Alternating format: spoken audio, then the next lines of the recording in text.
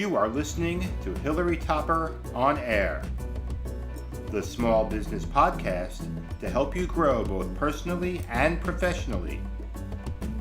And now, here's your host, Hillary Topper.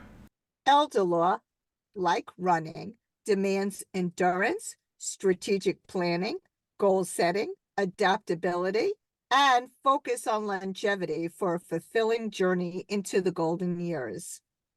I'm Hillary Topper, and this is Hillary Topper on Air, the Endurance Sports Edition. Today, we have a special guest with us.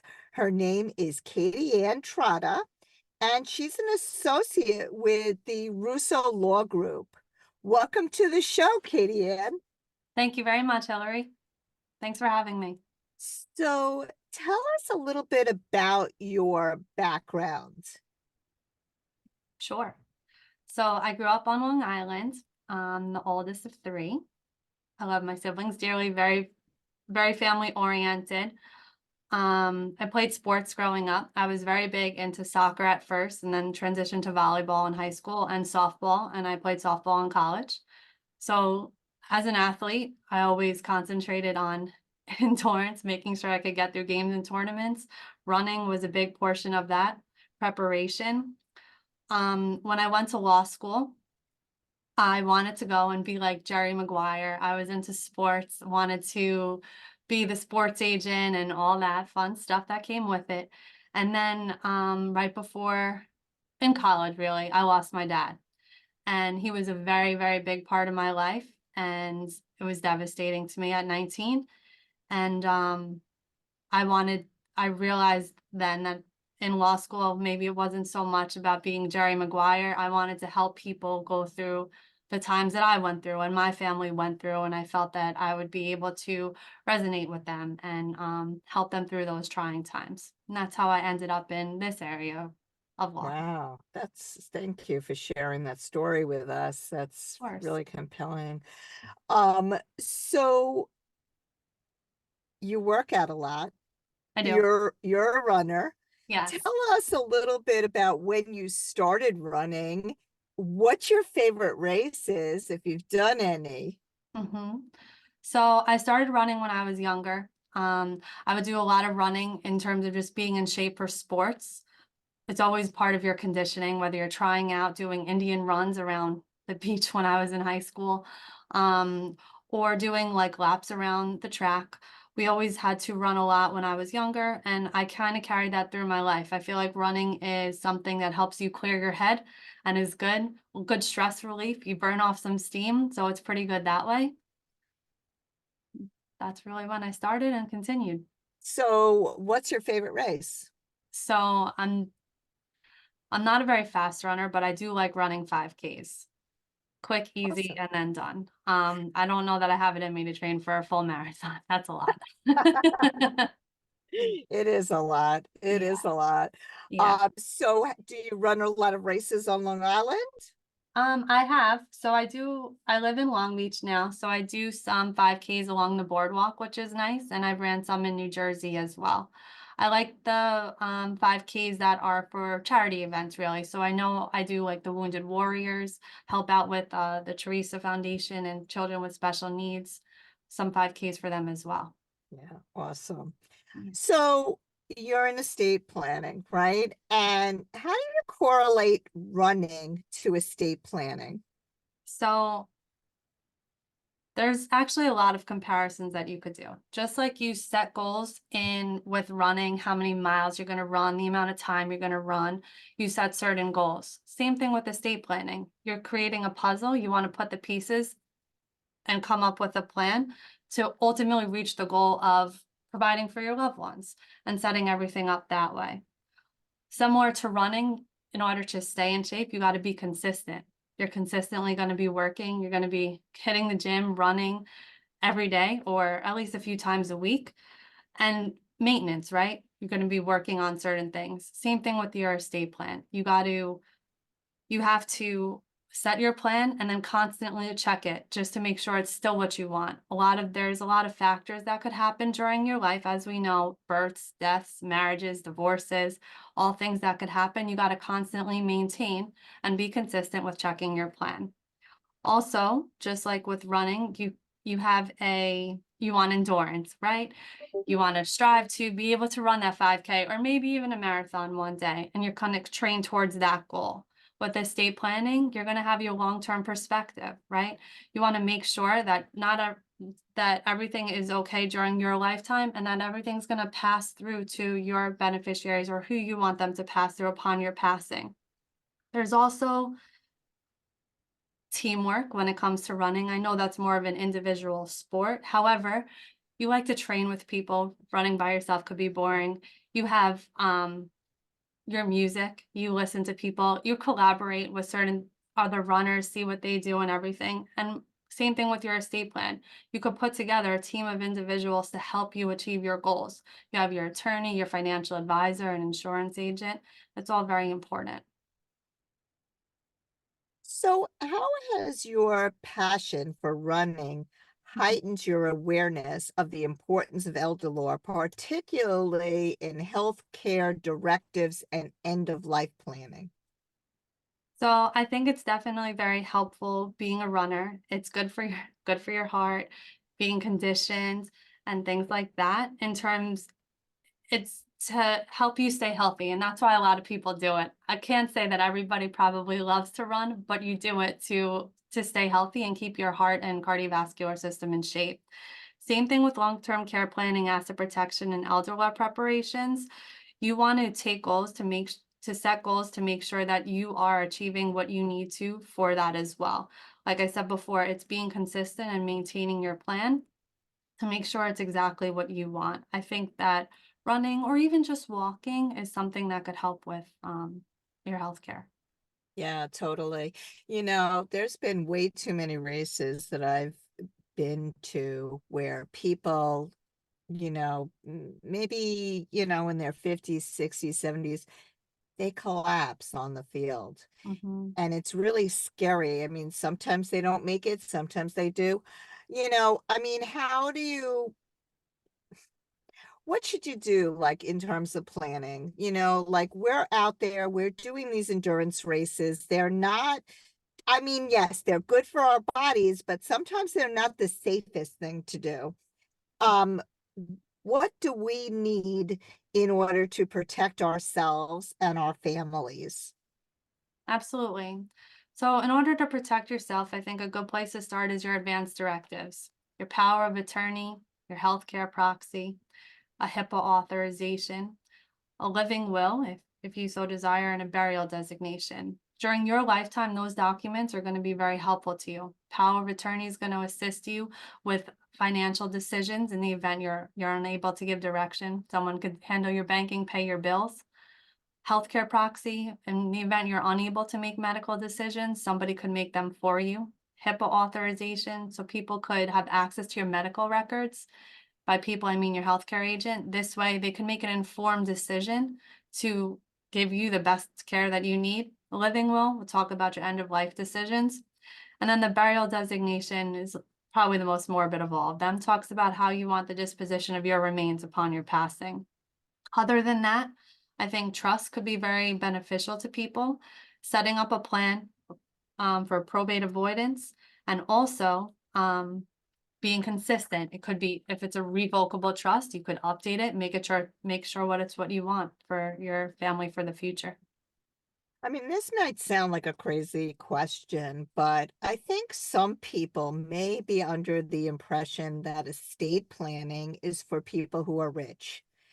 Could you clarify who would want or need an estate plan? Sure, that's easy. Everyone should have their own estate plan. The advanced directives, like I said, they're going to help you during your lifetime. I'll share with you one really important piece of information that I learned from my experience with my dad. So before my dad passed away, I was 19, so I was young, but he was in a coma and he didn't have a power of attorney. So something as simple as calling up the phone company, we need to change the plan. I needed to get my brother and sister on it. We couldn't do that. Mm. They didn't want to talk to us because nobody had power of attorney and my dad was in a coma. He couldn't make the call or anything. Mhm. So nobody ever plans for something like that. You don't think that's going to happen to you or anything. So power of attorney is definitely something that would be very helpful during your lifetime. Healthcare proxy in that similar situation. Luckily, my dad had my mom that was able to assist with certain things, but a healthcare proxy in the event he wasn't able to make decisions for himself. So somebody needed to be at the switch. Having a healthcare proxy is something you need. These are things that could happen to anybody. Yeah. No one has a crystal ball, right?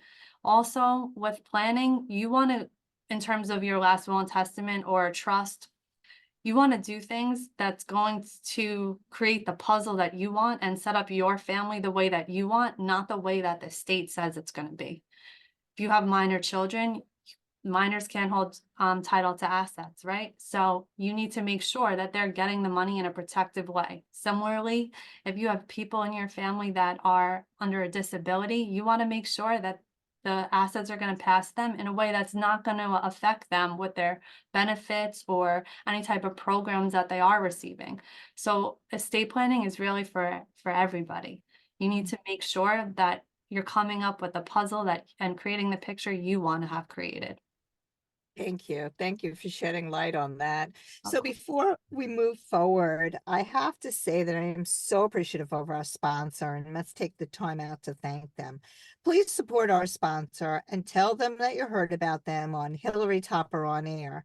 Special thanks to Playtry Swim Bike Run, a retail and online bike shop and multi-sport specialist. Now back to you, Katie Ann. So how do you advocate for incorporating elder law into conversations about holistic health and aging?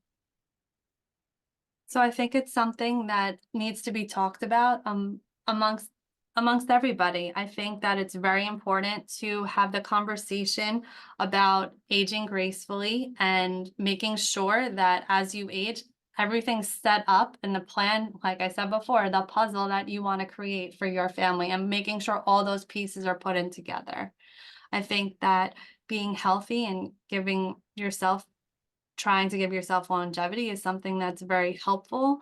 It's just a matter of, again, putting all the pieces together so that you can have more peace of mind. And having the right people on your team to assist you achieve that peace of mind is very important. So what advice would you give fellow runners regarding the importance of proactive elder law and estate planning? Absolutely. So in whether it's running or planning, you're preparing for the future, right? If you have no plan, you're planning to fail. You're trying to, just like you're trying to run, you are setting goals every day. You're being consistent. You're maintaining your workout regimen. You are looking at the long-term perspective and seeing the benefits over the long term. Same thing with an estate plan. You got to constantly, set your goals, make sure you're doing making sure your plan reaches those goals and helps you achieve those goals, and maintaining the plan to make sure when you have more children or grandchildren, you're incorporating them to your plan if you want to. It's both running and estate planning is a long-term perspective. Yeah. And also for aspiring attorneys who enjoy running, Yeah. how do you suggest balancing legal career with athletic pursuits? I think that running is definitely a very good stress relief and helps you decompress. I know, like today, I started my morning off with a run. I don't drink coffee, so it definitely gets me going. And it's good to clear your head and help you think clear.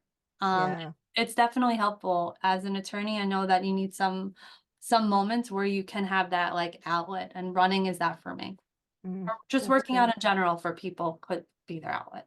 Yeah, totally, totally. I mean, I think that everybody needs that outlet, especially, if you're going to law school. And let me Absolutely.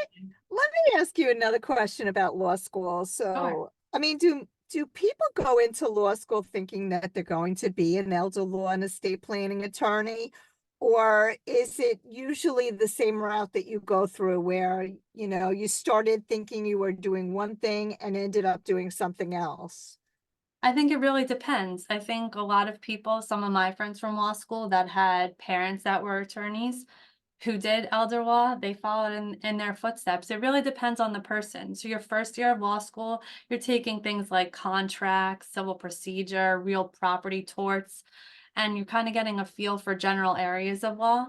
And then you could intern in areas that you might find some interest. And I think that that's really where you make your decision. Interesting. Yeah. So you have another endurance event coming up in October. Do you Right. want to share it with our listeners? Sure. I'm getting married in October. I'm very excited. Yay. Yay. So And talk that's so about exciting. endurance. We're recently engaged and we're doing the wedding in 6 months. That's awesome. Yep. It's better that way than waiting, a couple of years. A lot of people do Exactly. that. And it's like, oh my God, how could you do that? Too much. Just running the marathon now, talking to all the vendors, getting the venue, the church, and things like that. And then it's gonna be a sprint, I guess, towards the end. But Definitely going to be a sprint. That's awesome. thank you. Congratulations. Thank you, Hillary. So tell our listeners how they can get in touch with you and, if they're interested in getting some type of service, whether it be advanced directives or, living will or what have you, where could they get in touch with you and find out more about the Russo Law Group? Absolutely. Anybody could call our office. I could give you the telephone number, 516-683-1717. Again, that's 516-683-1717. You could check out our website, vjrussolaw.com, or you could shoot me an email. My email, Awesome. everything's on the website. Terrific. Well, thank you so much, Katie Ann, for being on the show. This was great. It was really informative. And I want to thank our sponsor one more time, PlayTry, Swim, Bike, Run, a retail bike shop and multi-sport specialist. For more information, visit playtrystore.com. I'd also like to thank you, our listeners, for tuning in.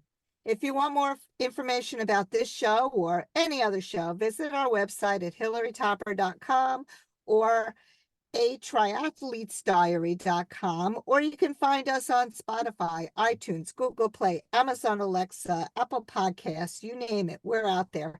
Have a great week and we'll see you next time. Thank you for having me, Hillary.